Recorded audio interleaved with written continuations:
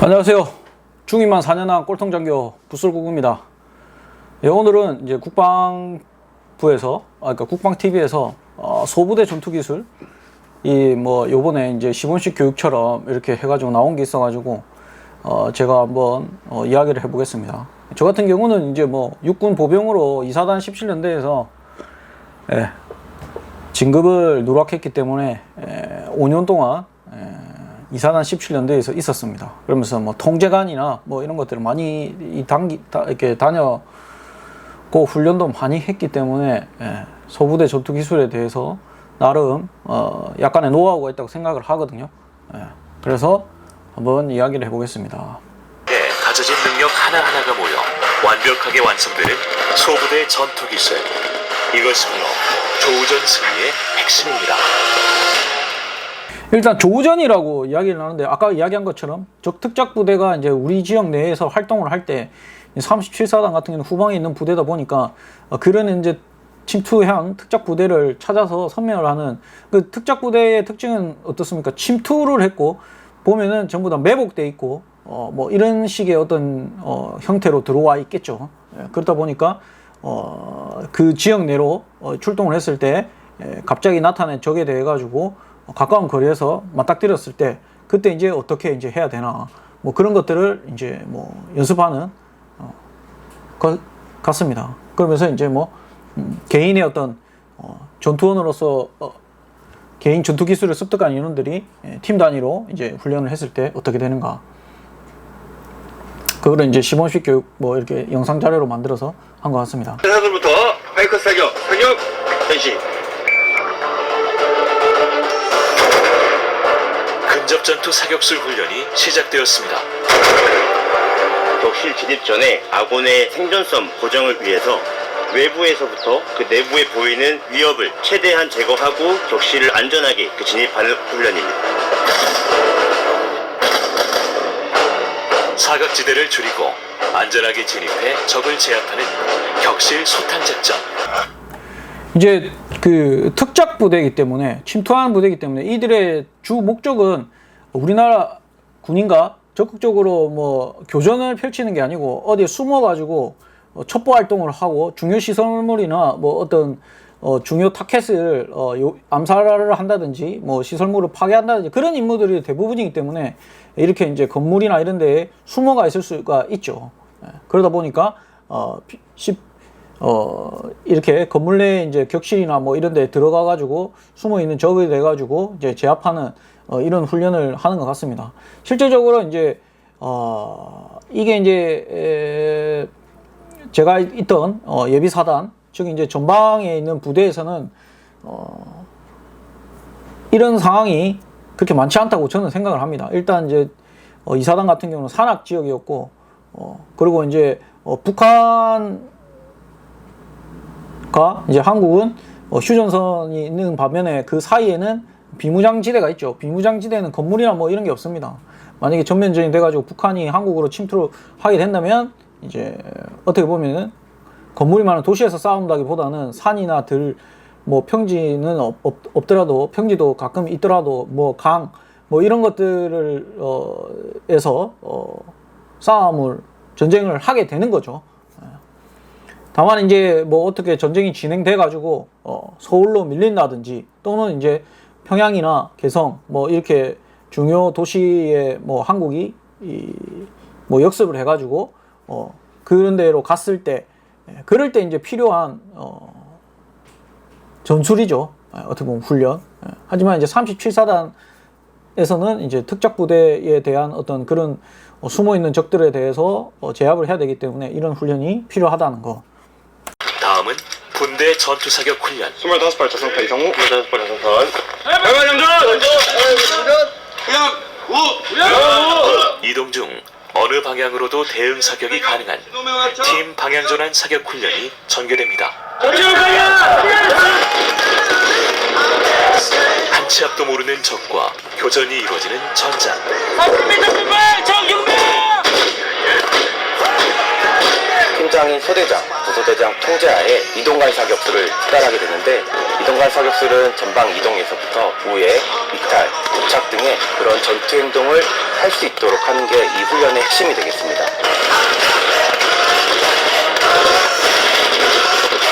상황별 유기적인 대응이 가능하도록 훈련하는데요. 어모 사격이 이루어지는 사이 개인 간 기동을 통해 우회 및 측면 공격으로 적을 경멸합니다.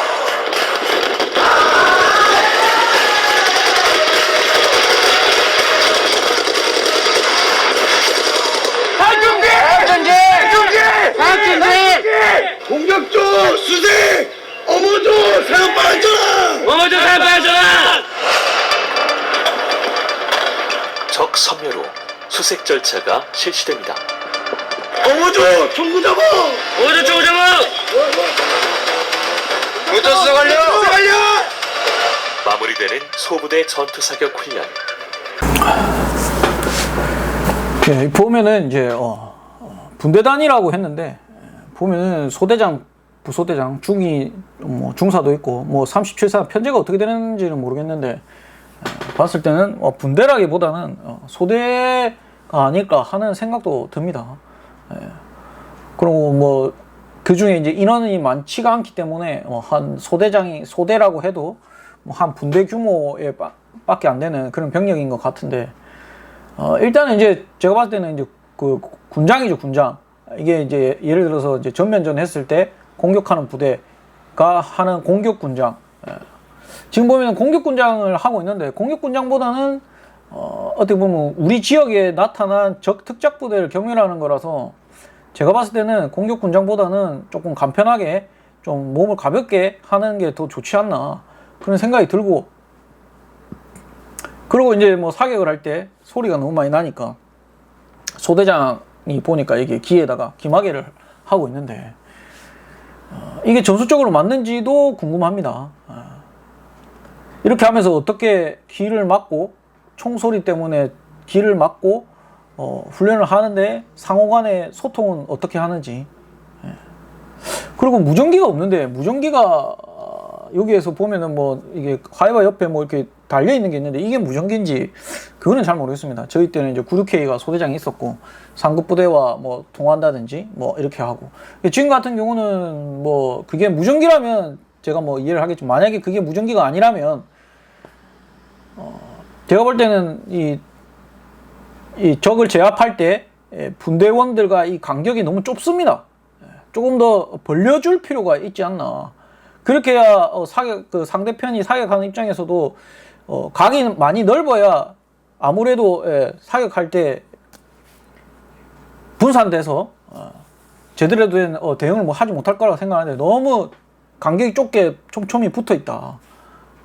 그럼 넓으면 뭡니까? 목소리가 잘 안 들리기 때문에 아까 같이 무전기, 지금 뭐 축구할 때도 보면은 주심과 뭐 선심, 뭐 대기심, 뭐 위에 있는 VAR실 이렇게 하는 사람들이 전부 다 무전기로 이렇게 해갖고 통하죠. 축구하는 그것도. 야구도 마찬가지로 심판과 뭐 해가지고 그렇게 하고 있는 시대인데 군대도 이제 그런 것들을 잘 개발을 해가지고 간편하고 할 수 있게 소대원들 간에 소통, 전쟁하면서도 잘 들릴 수 있게 그렇게 하는 무전기가 필요하지 않나 라는 생각이 듭니다. 만약에 이게 무전기라면 뭐 이 말은 아니겠지만. 그리고 이제 K3와 이 분대에 보면 K3가 있고 K201 유탄 발사기도 있습니다. 그렇기 때문에 뭐 이게 수류탄 같은 거는 던지지는 않지만 그런 것들을 적극적으로 활용해 가지고 일단은 K3나 일단 기본 총들은 다 직사기이기 때문에 뭐 돌이나 어떤 이런 것을 이제 뭐 대 가지고 그 적이 거기에 뒤에 숨어 있다면 이렇게 그 돌 뒤로 공격할 수 있는 무기, 그런 것도 적극적으로 활용을 해서 해야 되겠고, 그 다음에 우회를 할 때도 어떻게 보면은 가장 좋은 게 뭡니까? 적 등 뒤로 할 수 있는 방법. 지금 같은 경우는 이제 특작 부대이기 때문에 그 뭐 전면전 같이 병력이 쫙 깔려 있는 게 아니라서 충분히 등 뒤쪽으로 우회하려면 그쪽으로 돌아서 등 뒤에서 사격하는 게 좋지 않나 그런 생각이 듭니다. 실전적 전술 종합훈련이 전개되는데요. 과연 잘해낼 수 있을까? 팀원들이 한껏 긴장합니다. 아군 전투기관대의 중요 시설 인근에서 적특적 부대가 활동 중이라는 한국군의 첩보 접수, 도둑 수색 정찰 실시하기 바라. 인근 어딘가 적이 있을지 모를 상황.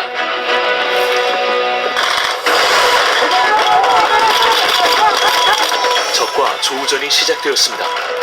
미처 예측하지 못한 우발 상황 속 전개되는 치열한 전투. 아군 부상자까지 발생한 상황. 과연 어떤 평가가 내려질까요? 전체 사격장을 위치하겠습니다. 작전팀 전체 사격장을 위치하겠습니다. 이 소대장의 잠깐의 판단 정말 중요해. 네가 데려가겠다 먹었으면 데려가야지. 그 판단이 틀렸다는 게 아니야. 그 판단을 세웠으면 그거를 하기 위한 너만의 조치가 필요한 거야. 상급부대 지원 요청을 하든가. 왜 가만히 있지? 그 쏘는 위치가 내가 쏠 수 없는 위치라면 빨리 위치를 변환시켜줘야 됩니다. 환자를 후송하는 사람에 대한 경계를 제공해줘야 됩니다. 여기 지금 모든 분들이 환자 후송 인원한테 데리고 오라고 소리만 치고 있습니다. 누구도 접근하지 않아. 누구도 사격이 가능한 위치로 가지는 않습니다. 지금 상황 타결을 하기 위한 대형을 어떻게 유지를 할 건지에 대해서 고민하십니다. 아시겠죠? 예. 어느 전쟁 상황도 동일할 거라고 생각을 합니다. 어떤 전쟁 상황이라도 이 불확실성은 명확하기 때문에 그 불확실성에 대응하는 훈련이 반드시 필요합니다. 언제 어떤 일이 생길지 모르기에 어렵기만 한 전장 상황. 사격과 기동, 의사소통 등 기본기가 얼마나 중요한지 소부대 전투의 핵심을 훈련으로 알아갑니다. 치열한 교전 속 재정비가 필요한 상황.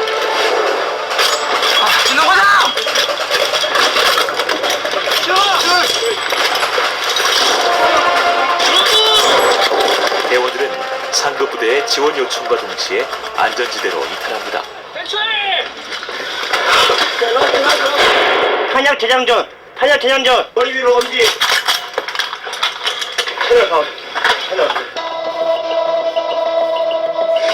그 사이 증원부대가 도착했습니다.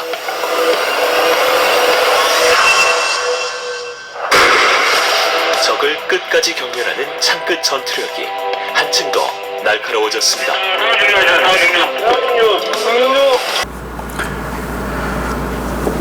이제 전술 훈련이라고 이야기를 했지만, 뭐 저희가 그 이사단에서 이제 전면전 됐을 때 우리가 하는 이제 전술 훈련은 중대급 이상 훈련이라서 중대장, 대위 이상이 하는 훈련이었는데, 여기는 보니까 이제 대대장이 지휘를 하고, 뭐 이 부대의 인원이 얼마나 있는지는 모르겠지만, 뭐 소대별로 뭐 이렇게 해가지고 인원들이, 소수 인원들이 해서 하는 것 같습니다.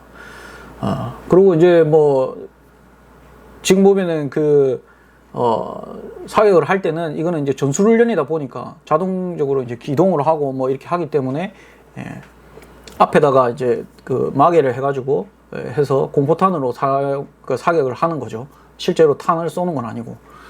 그렇게 해가지고 훈련을 하는데, 일단 뭐 이제 부상자가 발생됐을 때 조치하는 거, 뭐 어떤 상황이 발생했을 때 조치하는 거, 이런 것들에 대해 가지고 이제 소대장이 판단을 하지 못하고 대기하는, 뭐 이렇게 해가지고 대대장한테 혼나는 뭐 이런 장면이 있는데, 이 군대라는 게 제가 있을 때도 그렇지만은 되게 어떤 상황, 이게 훈련이랄지 뭐 이런 상황에 대해 가지고 되게 시나리오처럼 이렇게 되어 있기 때문에 뭐 외우고 뭐 이렇게 합니다. 근데 거기에서 항상 전쟁은 변수가 많이 발생이 되죠.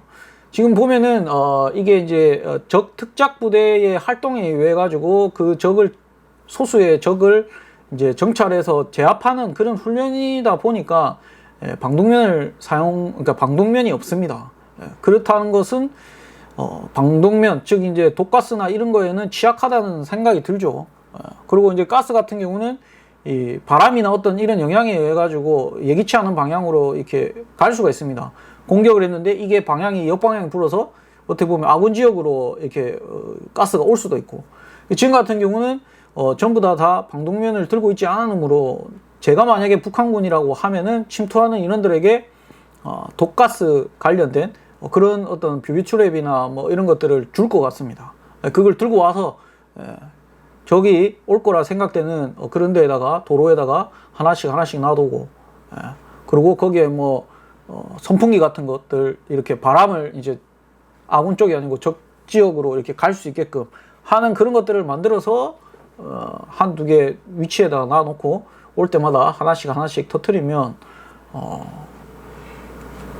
어떻게 보면은 소수의 인원이 많은 그 공격하는 인원들을 이렇게 위협에 빠뜨릴 수 있는 그런 것들, 이런 것들이 전쟁 상황에서 충분히 이제 인간이 하다 보니까 생각할 수 있는 것들이거든요. 그렇기 때문에 너무 주입식으로 어떤 상황에 대해서 이렇게 해야 된다 저렇게 해야 된다 하기보다는 소대장 스스로 판단하고, 소대장뿐만 아니라 병사들도 다 스스로 판단할 수 있는 그런 어떤 이 뭐라 해야 되나 교육이 돼야 되지 않나 라는 생각이 듭니다. 너무 이제 주입식으로 부상자가 발생했을 때는 어떻게 해라, 적이 발생했을 때는 뭐 우회해야 된다, 우측으로 가라, 뭐 공격적 순찰해라, 뭐 수색해라, 뭐 이렇게 하는 것들이 배운 거랑 또 전쟁 만약 그러니까 진짜 전시 상황이라면 그런 것들이 다 즉 이제 상황을 잘 파악을 하고 거기에 대해서 조치를 하는 것은 그 현장에 있는 소대장들이 해야 되는 거기 때문에 그렇게 할 수 있는 그거를 자꾸 이제 알려주고 그렇게 생각하게끔 머리를 돌려줘야 되는데 군대가 그렇지 못하다는 게 조금 아쉽긴 하죠. 지금 같은 경우도 보면은 그 부상자를 소대장이 이제 보니까 들고 어떤 지역으로 이동을 하는데 소대장이 들고 이동하는 것보다는 소대장은 전체적인 어떤 상황 그리고 전체적인 어떤 자기 병력의 위치 이런 거를 파악을 해야 되기 때문에 그 병력이 다쳤다고 해서 그걸 후송하고 이동하고 이렇게 하는 거는 다른 인원을 시키는 게 맞지 않나 라는 생각이 좀 듭니다. 그리고 여기 이제 증원부대가 이제 그 저격수들이 왔는데 실질적으로는 저는 이제 저격수가 그 전에 같이 왔어야 된다고 생각을 하죠. 증원된다기보다는 어차피 적이 나타났다는 첩보가 있었으니까 그 위치에 얘들이 기동을 하면은 그 기동하는 어떤 앞의 상황이랄지 이런 것들을 더 멀리서 사거리가 있으니까 멀리서 지켜보면서 그 소대장과 어떻게 보면은 이렇게 소통하면서 즉 이제 무전기죠. 그것도 무전기로 소통을 하면서 이게 여기에는 적이 없는 것 같다. 지금 적이 어디 위치를 했다. 어디로 이동한다. 뭐 이렇게 하면서 소통할 수 있는 그런 체계. 그리고 이제 증언이 아니고 최초 그 부대가 기동할 때부터 뒤에서 서포트 해줄 수 있는 그게 맞지 않나 라는 생각이 듭니다. 그리고 이제 뭐 마지막에 이제 중위 이 소대장이 지지 않는 군인, 이기는 군인이 되겠습니다 라고 했지만 전쟁이 나게 되면은 이기고 지기고가 없죠. 다 이겨도 누군가는 죽고 피해가 있고 저도 그렇고 엄청난 피해는 전쟁이 나면 안 되겠지만 만약에 나더라도 최대한 아군의 피해는 적고 적의 피해가 많게끔 그런 측면에서 저는 이제 개인적으로는 지금 보면은 근접 전투 소대의 전투 이 봤을 때 지금 제가 옛날에 했던 그런 2003 군번이니까 20년 전에 했던 그런 훈련과 거의 달라진 게 없는 것 같아서 좀 아쉽습니다. 그냥 다만 이제 그 조준경 뭐 이런 것들이 뭐 달려 있고 지금 이제 그 탄피바지를 사용하지 않고 그냥 한다고 하는 건데 이렇게 한다고 해서 이게 실질적인 훈련인지는 모르겠습니다. 그리고 지금 총에 그런 것들이 많이 부착되다 보니까 부품이 많으면 고장날 확률도 많거든요. 파손된다든지. 뭐 그 제가 매트쌤 소대를 할 때도 매트쌤 자체가 그 반자동 유선 유도 방식이라서 조정 가능하고 이 탄하고 이렇게 선으로 연결되어 있는데 이 선이 어떻게 보면 산악 지역에서 발사가 되면은 이 나무 가지가 많잖아요. 그런데 걸려가지고 이게 끊어지는 경우도 있기 때문에 지금도 보면 장비가 많다 보면은 이렇게 여름이나 이럴 때 산악 지역에 이렇게 이동할 때 보면은 막 걸리고 뭐 해가지고 잊어버린다든지 파손된다든지 이런 경우도 많이 발생됩니다. 저는 이제 무기 같은 경우도 조금 심플하고 쉽게 좀 제작돼야 된다고 생각하는 스타일이라서 좀 그렇게 변해야 되지 않나라는 생각을 하지만 요즘에는 그렇게 미군들이 한다고 해서 많이 따라 하기도 하죠. 그리고 이제 근접 전투에 대해서 요즘 많이 강조를 해서 소대 전투 기술을 발전시킨다고 해서 이렇게 노력을 하지만 저는 이제 보면은 이제 점점점 사람이 직접 페이스 투 페이스 해가지고 싸우는 것보다는 점점점 거리를 두고 어떤 간격을 두고 사거리 싸움을 한다고 생각을 하거든요. 지금 보면 이제 직접 옛날에 사람이 수색 정찰하고 했지만 지금 뭡니까?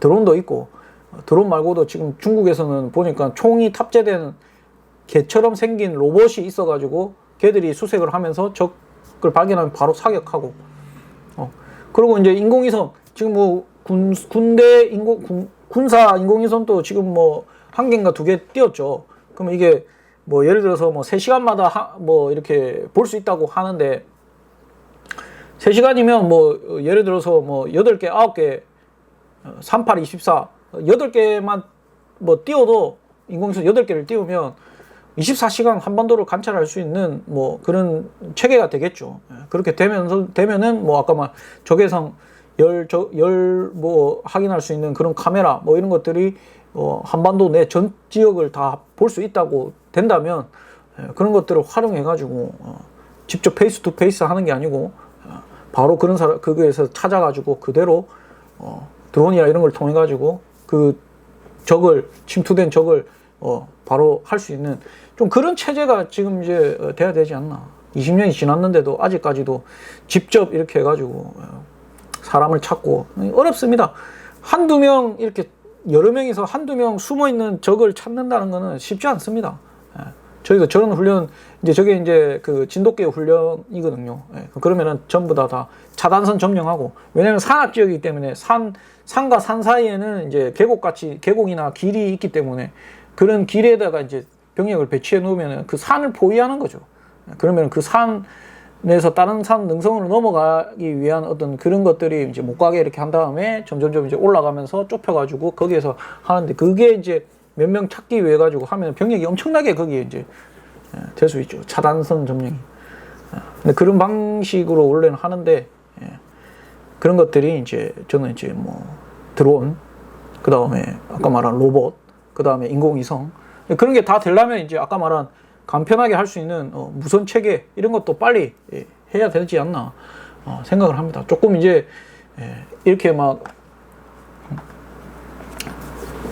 이렇게 옛날처럼 물론 이제 탄피바지 안 쓰고 이렇게 한다고 하지만 아직 많이 발전해야 될 것 같습니다. 제가 만약에 지휘관이라고 해도 위험하잖아요. 누군가는 제압을 할 수는 있지만 누군가는 죽고 누군가는 다칠 수 있는 거기 때문에 최대한 우리 아군은 피해가 없고 적한테는 가장 위협적인 방법이 뭔지에 대해서 고민을 해가지고 거기에 대한 어떤 체계를 만들어야 될 것 같습니다. 지금 인원도 많이 부족하잖아요. 그렇기 때문에 그런 것들을 드론이나 아니면 아까 말한 로봇, 개 로봇 아니면 이런 것들을 좀 개발해가지고 전술도 그런 것들이 개발해서 하고 제압하고 나서 적을 최대한 약화시킨 다음에 아까 다 제압하고 나서 공격조가 수색하는 그런 개념으로 그렇게 바뀌어야 되지 않나 라는 생각이 조금 들었습니다. 이거 준비한다고 37사단 또는 이 예하 장병 여러분 굉장히 수고했다 생각이 들고 이게 실질적인 훈련에 가깝지 않다고 하더라도 이런 훈련들을 하면서 연구하고 실제로 몸으로 직접 해보고 하다 보면은 그런 열의와 마음가짐만 있다면 충분히 전쟁이 나더라도 한국 군인으로서의 역할을 할 수 있다고 생각이 듭니다. 더운데 고생 많았고 열악한 환경 속에서도 열심히 노력해 주시기 바랍니다. 이상입니다.